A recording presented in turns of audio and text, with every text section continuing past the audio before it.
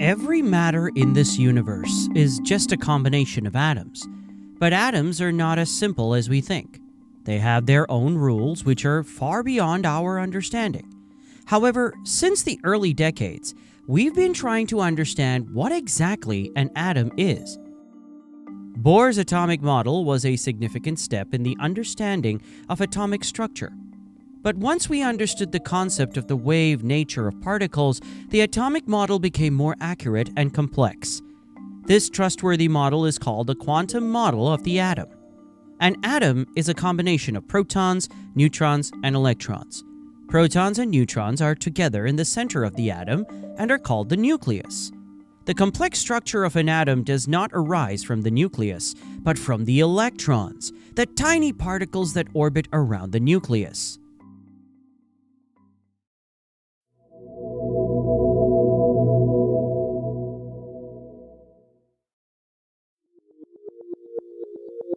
Electrons orbit the nucleus in different orbits or shells. The shells are circular paths for electrons. These shells are fixed, meaning electrons can only exist within these shells. The first shell closest to the nucleus is denoted as n is equal to 1. The second shell as n is equal to 2. The third shell n is equal to 3, and so on. The formula for calculating the maximum number of electrons a shell can hold is 2n squared. So the first shell can hold up to 2 electrons, the second shell up to 8, the third shell up to 18, and the fourth shell up to 32. This is known as Bohr's model of electron configuration. These shells are located at specific distances from the nucleus. In a hydrogen atom, the first shell is located 0.53 angstroms from the nucleus, and the second shell is located 2.12 angstroms from the nucleus. These radii are fixed. The energy of an electron depends directly on its shell. For example, in a hydrogen atom, an electron in the first shell has an energy of minus 13.6 electron volts, while an electron in the second shell has an energy of minus 3.4 electron volts, and so on. Bohr even found the velocity of the electron. From his equation, we can find that the electron in the first shell of a hydrogen atom orbits the nucleus at a speed of 2.186 into 10 to the power of 6 meters per second. This means electrons orbit the nucleus at a fixed distance, fixed speed, and fixed energy. Everything is quantized, or has a fixed value. Even though it is a fine model for understanding the structure of an atom, it couldn't explain how atoms combine to form molecules through chemical bonds. Additionally, two important developments in our understanding of subatomic particles raised many questions about Bohr's model. So a more accurate model was required to solve the issue.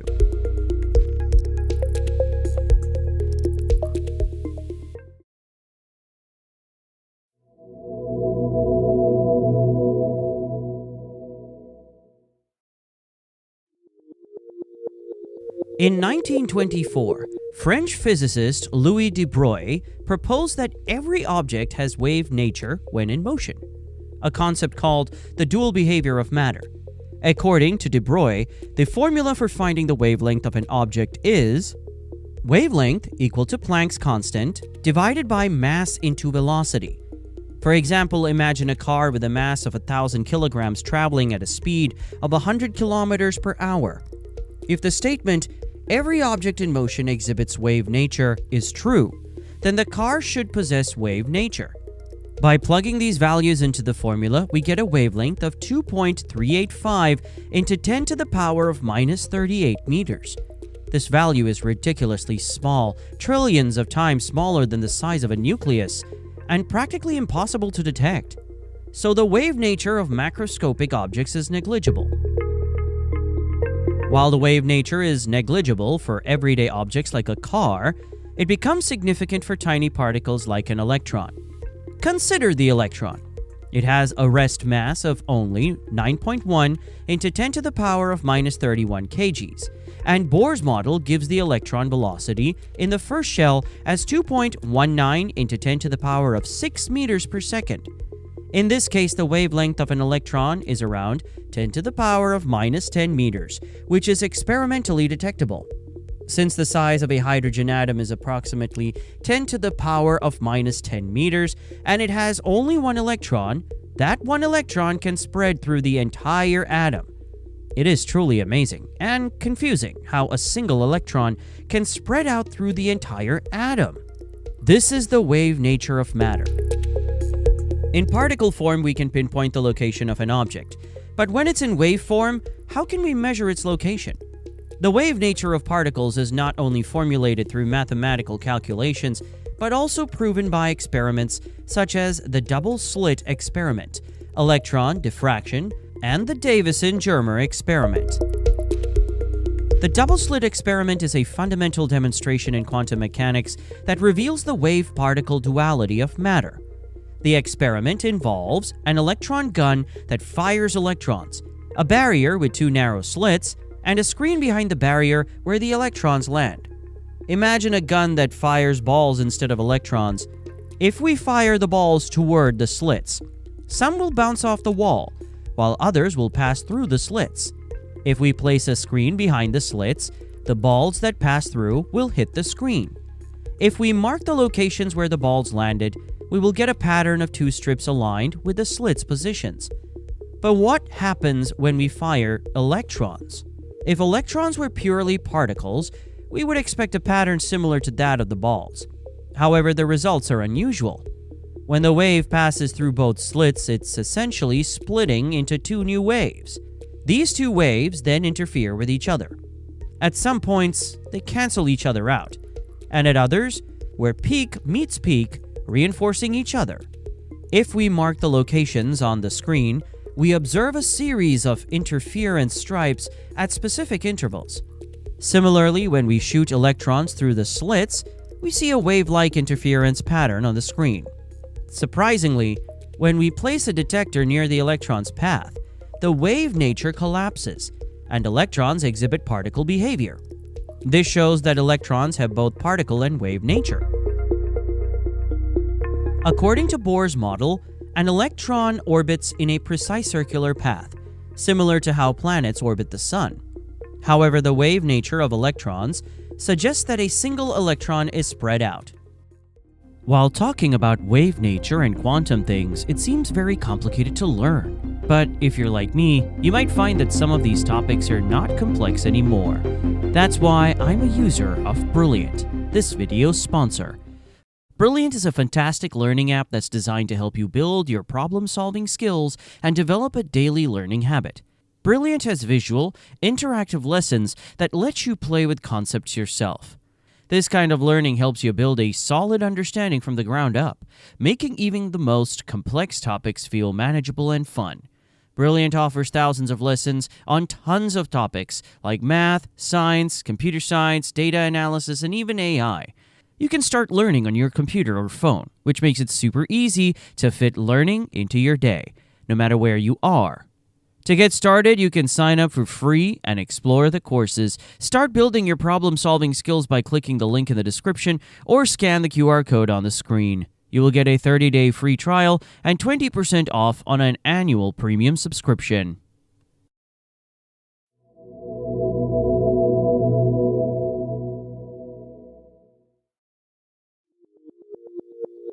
In 1927, Werner Heisenberg formulated a fundamental principle of subatomic particles, known as the uncertainty principle. He stated that it is impossible to measure both the position and momentum of a subatomic particle simultaneously. To understand why, let's first examine Bohr's model of the hydrogen atom.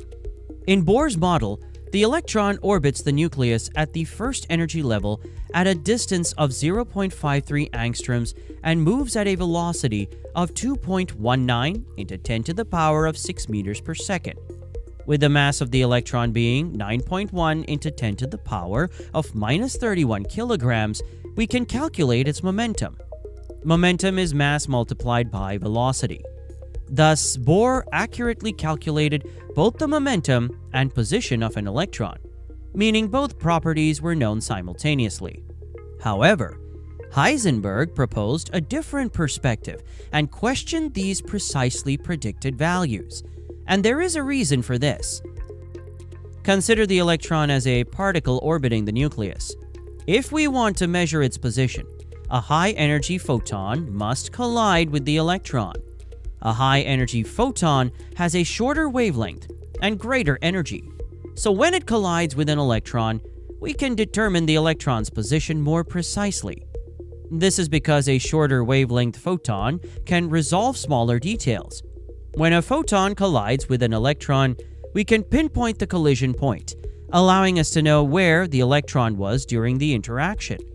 This lets us determine the electron's position. However, the collision changes the electron's momentum. It alters the electron's velocity. So in this scenario, we can't accurately measure the electron's momentum at the moment of the collision. This leads to uncertainty in the electron's momentum. Similarly, when a low-energy photon collides with an electron, we can determine the electron's momentum, but it becomes impossible to accurately determine its position. And also, high-energy and low-energy photons can't collide with a single electron at the same time. This means that at any given time, we can only measure either the electron's position or its momentum, but not both. It's important to note that this is not due to limitations in our measurement tools, but rather a fundamental property of nature. In nature, we are never able to precisely determine both properties of a subatomic particle simultaneously. This principle shows that subatomic particles have both particles and wave characteristics. This duality is why we can't determine both properties at the same time. Although we can't determine their precise values, we can make approximate predictions. These approximations are expressed as probabilities. Therefore, precise statements about the position and momentum of electrons must be replaced by statements of probability. This probability framework leads to the quantum model of atoms.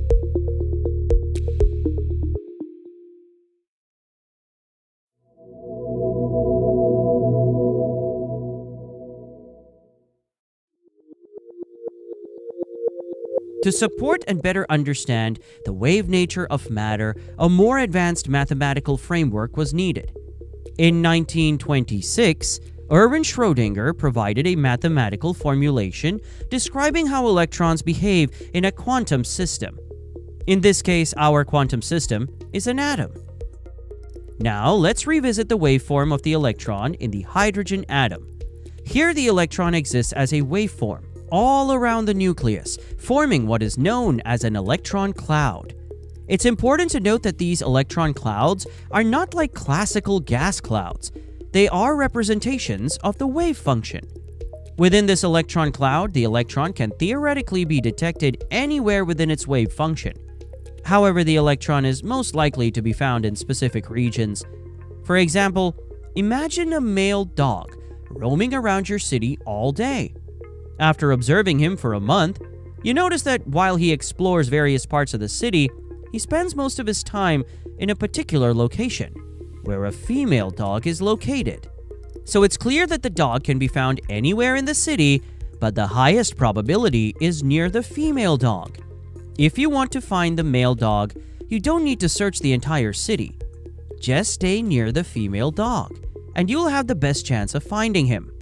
Similarly, in the case of an atom, the electron can theoretically be found anywhere around the nucleus. However, most of the time, it'll be found in certain regions. These likely regions are described by the Schrödinger equation. The Schrödinger equation decodes the probability of where an electron is most likely to be found. It describes the probability density of an electron within an atom. Simply put, it shows where the electron density is higher, that is, where the electron is more likely to be located. To understand this, consider a one-dimensional standing wave. Imagine one edge of the wave starts at the nucleus and extends to infinity. At the nucleus, the probability of finding an electron is 0 because the wave's amplitude is 0 there. The string doesn't move at the nucleus. As the distance from the nucleus increases, the wave's amplitude increases. and so does the electron density. Thus, the probability of finding the electron is highest where the wave has greater amplitude. At the peak of the wave, the probability of finding the electron is at its highest. As we move toward infinity, the probability of finding the electron gradually decreases, and at infinity, it becomes zero. If we apply this standing wave concept and the Schrödinger equation to the hydrogen atom, we find that 90% of the time, the electron is likely to be detected near Bohr's atomic radius. Unlike Bohr's model, where the electron follows a fixed orbit of 0.53 angstroms, in the quantum model, the electron's position is spread out around the radius. The peak probability of finding the electron remains at the same distance as Bohr's radius, 0.53 angstroms. But there is a 10% chance that the electron could be found in regions closer to the nucleus or even further out. So overall, the electron density gives the atom a cloud-like appearance. This diagram represents where the probability of finding the electron is highest. From this, we see that the probability density is greatest near Bohr's radius. But this is a quantum model, and it doesn't just tell us only where an electron can be found, but it gives a proper description of the electron's behavior. When we solve the Schrödinger equation for an atom, a new set of values emerges to explain electron behavior. These values are known as quantum numbers. Quantum numbers provide critical information about an electron in an atom, such as its size, position, shape, energy, orientation, and spin.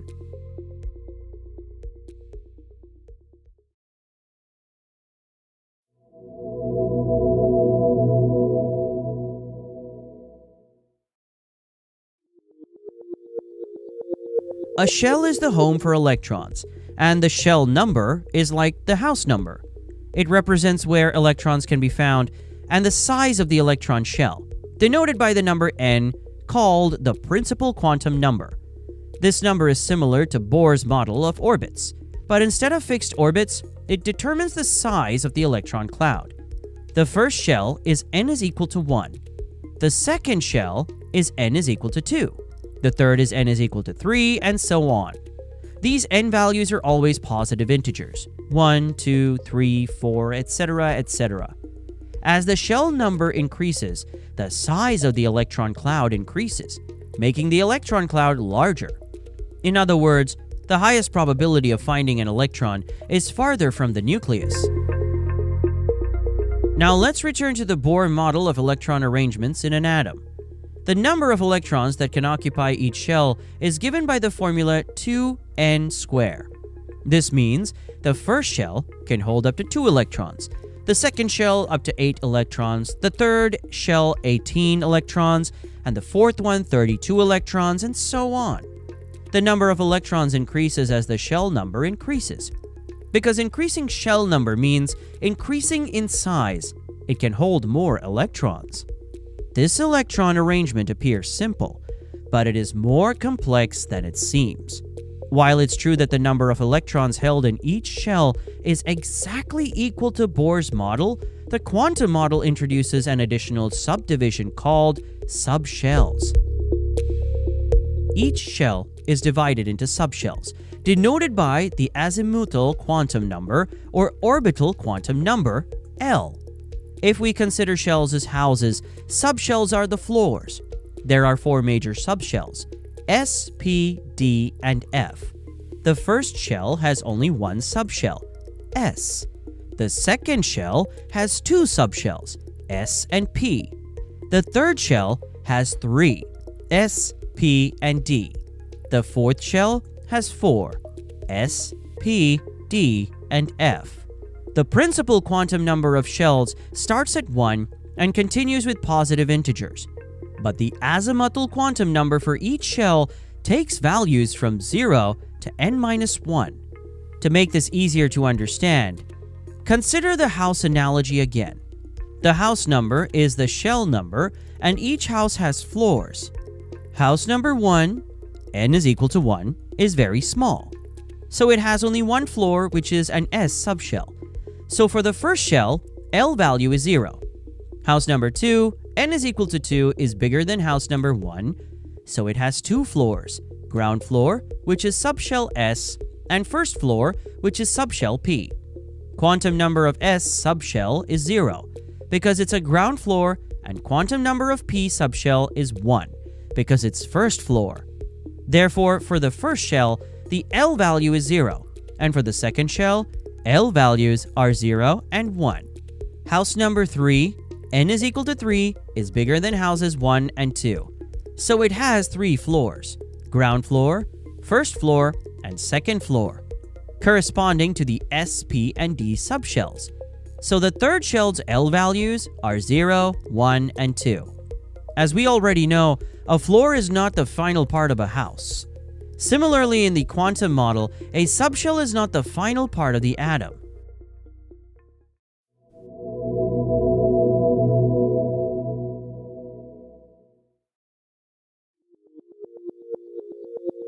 Floors can be divided into rooms. Similarly, subshells are divided into orbitals. Orbitals are defined by the magnetic quantum number, ml. Before discussing the magnetic quantum number, let's understand orbitals more clearly. Orbitals are rooms for electrons. This is the location where electrons are most likely to be found. The number of orbitals in a subshell is given by the formula 2L plus 1, where L is the azimuthal quantum number, or the floor number.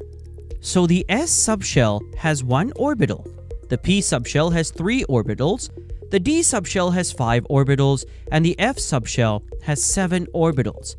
If we look at the house analogy again, we notice that increasing the floor number increases the number of rooms. Each orbital can hold 2 electrons. Now let's compare this with Bohr's model of electronic configuration. According to Bohr, the first orbit can hold up to 2 electrons. In the quantum model, the first shell has only the S subshell, which has 1 orbital. So it can hold 2 electrons. The second orbit can hold 8 electrons. In the quantum model, the second shell has 2 subshells, S and P. The S subshell has 1 orbital, and the P subshell has 3 orbitals. Since each orbital can hold 2 electrons, the total number of electrons in the second shell is 8. The third shell has S, P, and D subshells. The S subshell has 1 orbital, P has 3, and D has 5 orbitals, giving a total of 9 orbitals and 18 electrons. From this we can see that the number of electrons in each shell matches Bohr's model.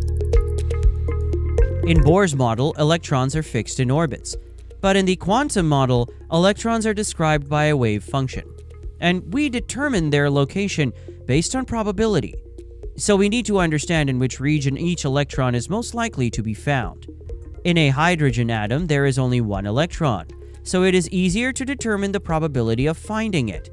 Since there is only 1 electron, the electron cloud surrounds the nucleus in all directions. To understand the position of electrons in higher level shells, we need to visualize the orbitals.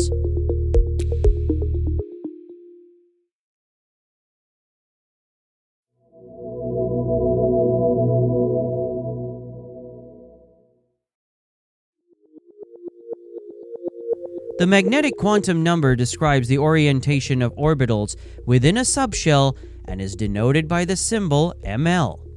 The magnetic quantum number can take integral values from -L to +L, including 0.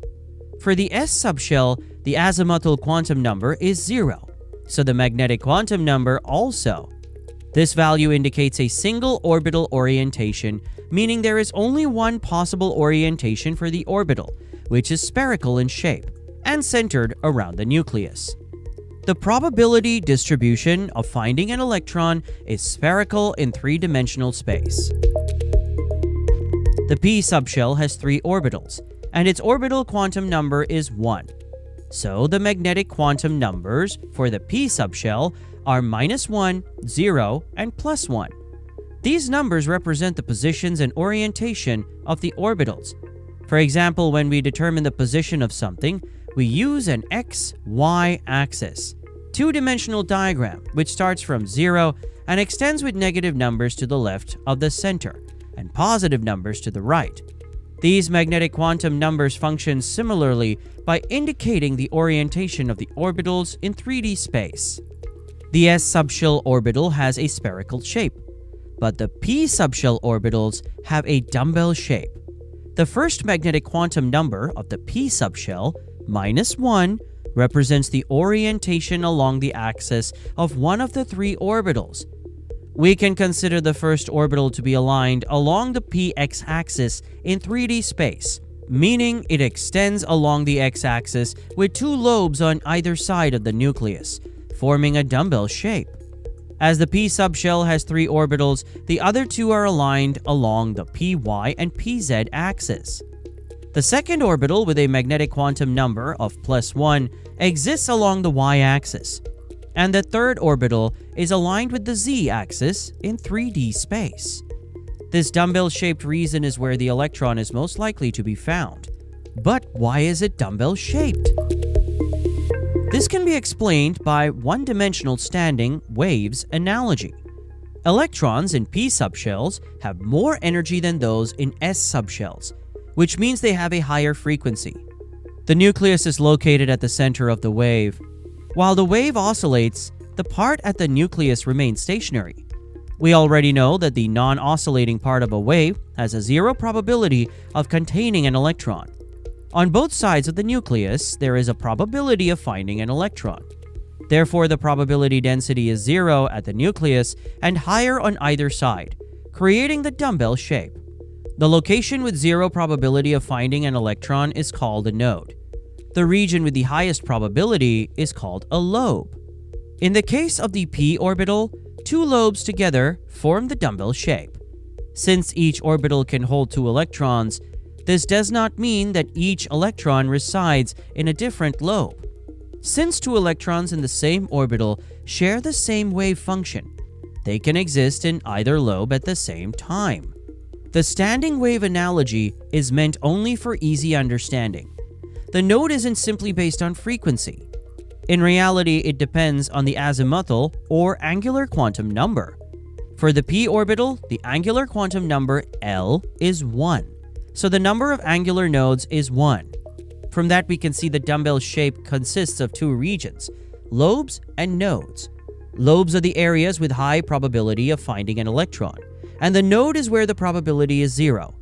For a p orbital, the nodal plane passes through the nucleus, dividing a single orbital into two lobes. The overall p subshell, with its three orbitals, looks like this. The s orbital has 0 angular nodes, so the probability of finding an electron at the nucleus is not 0. The d subshell has 5 orbitals, and its orbital quantum number is 2. So its magnetic quantum numbers are -2, -1, 0, +1, and +2. Because the orbital quantum number is 2, each d orbital will have 2 angular nodes and generally 4 lobes. The 5d orbitals and their orientations are dxy lies in the xy plane with lobes between the x and y axis. dxz lies in the xz plane with lobes between the x and z axis. dyz lies in the yz plane with lobes between the y and z axis. dx square minus y square lies in the xy plane with lobes along the x and y axis. dz square, oriented along the z axis, with a ring in the xy plane and lobes above and below. Higher subshells have even more complex orbital shapes. Now take a carbon atom as an example. It has 6 electrons. The first 2 electrons fill the first shell, which has only one subshell, which is s. The s subshell has only one spherical orbital, so the first 2 electrons fill the 1s orbital. Then we have 4 electrons remaining. Once the first shell is full, the electrons begin to fill higher energy levels, starting with the second shell. As we know, the second shell has 2 subshells, s and p. The s subshell has 1 orbital, and the p subshell has 3 orbitals. 2 of the remaining 4 electrons fill the 2s orbital. Then we have the remaining 2 electrons. Once the 2s orbital is filled, the remaining electrons begin to fill the 2p orbitals. The p subshell has 3 orbitals, 2px, 2py, and 2pz, which can collectively hold 6 electrons. However, the remaining 2 electrons do not both occupy a single orbital. For example, filling only 2px and leaving 2py and 2pz orbitals empty. Instead, the 2 electrons occupy 2 separate orbitals, with 1 electron in each. But why don't the remaining 2 electrons pair up in a single orbital? To understand this, we need to look at one of the additional properties of the electrons.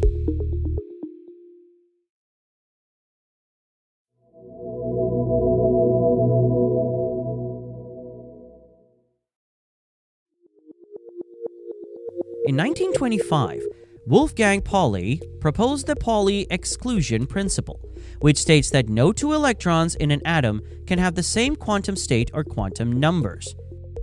For example, consider the 2px orbital. The first quantum number is the principal quantum number. N is equal to 2. The second is the orbital quantum number. L is equal to 1. And the third is the magnetic quantum number. ML is equal to -1. So the 2px orbital has 3 specific quantum numbers. We know that each orbital can hold 2 electrons. It means 2 electrons in a 2px orbital have the same quantum numbers. But since the Pauli exclusion principle says no 2 electrons can share the same quantum numbers, then how can 2 electrons in a 2px orbital have the same set of quantum numbers? This is where the 4th quantum number comes into play. The spin quantum number, denoted by ms. In any orbital, 2 electrons must have opposite spins. That means the 2 electrons in the same orbital will differ only in their spin. One electron has a spin quantum number of +½ and the other has -½ Since each orbital can hold only 2 electrons, these are the only 2 possible spin states. The property of a spin is a fundamental aspect of quantum particles. Now let's return to the electron configuration of a carbon atom. The 1s orbital is filled first, followed by the 2s orbital. 2 electrons remain, which will occupy one of the 2p orbitals, 2px, 2py, or 2pz. However, they do not pair up in a single orbital initially. According to Hund's rule, each of the 3p orbitals gets 1 electron before any orbital gets a second. In the second shell, after the 2s orbital is filled, each of the 2p orbitals receives 1 electron before pairing begins. Electrons in singly occupied orbitals always have the same spin, either spin up or spin down. This arrangement reduces electron-electron repulsion and makes the atom more stable. In an oxygen atom, which has 8 electrons, 4 electrons are already filled in the 1s and 2s orbitals. Of the remaining 4, 3 go into the individual 2p orbitals, 2px, 2py, and 2pz. The 4th then pairs with one of the already occupied orbitals. Because all 3 2p orbitals have the same energy, the final electron can pair with any of them. The paired electrons always have opposite spins. If we look into some elements from lithium or neon, we can clearly see how electrons fill orbitals according to energy levels and spin. From this, we can observe that electrons start filling orbitals in order of increasing energy. A higher shell corresponds to higher energy. The third shell has more energy than the second. However, subshells within these shells complicate the arrangement. Take potassium as an example. It has 19 electrons. The first shell holds 2 electrons in the 1s orbital. The second shell holds 8 electrons, 2 in the 2s orbital and 6 in the 2p orbitals. This leaves 9 electrons. The third shell can hold up to 18 electrons, 2 in the 3s orbital and 6 in the 3p orbitals. Now 1 electron remains, and we might expect it would fill the 3d orbital. But the actual electron configuration of potassium is not like this. Why? To understand this, we must look at Madelung's rule. It states that electrons fill orbitals in order of increasing n plus L values. where n is the principal quantum number and L is the azimuthal quantum number. The L values are as follows: 0 for S, 1 for P, and 2 for D. So for the 1s orbital, n is equal to 1 and L is equal to 0, giving an n plus L value of 1. For 2s, the value is 2. For 2p, n is equal to 2. L is equal to 1, so the value is 3. Similarly, for 3s, 3p, and 3d, the n plus L values are 3, 4, and 5 respectively. Now calculate the n plus L value for the 4s orbital. N is equal to 4 and L is equal to 0, giving a value of 4. Compare this with the 3d orbital, which has an n plus L value of 5. According to Madelung's rule, orbitals with lower n plus L values fill first, so the 4s orbital is filled before the 3d orbital. This means electrons start filling the fourth shell even before the third shell is completely occupied. Therefore, the electron configuration of a potassium atom is 1s, 2s, 2p, 3s, 3p, 4s. The one remaining electron after the 3p orbital goes into the 4s orbital rather than the 3d. This electron configuration plays a major role in chemical bonding, and the periodic table is organized based on electronic configurations. The quantum model of the atom explains chemical bonding between atoms, provides a clearer understanding of subatomic particles' behavior in quantum systems, and much more. However, our understanding of quantum systems remains incomplete due to their complexity and the probabilistic nature of quantum mechanics. We face challenges such as accurately predicting multi-particle interactions, understanding quantum entanglement, and bridging the gap between quantum and classical worlds. This means that the quantum model of the atom may not be the final one.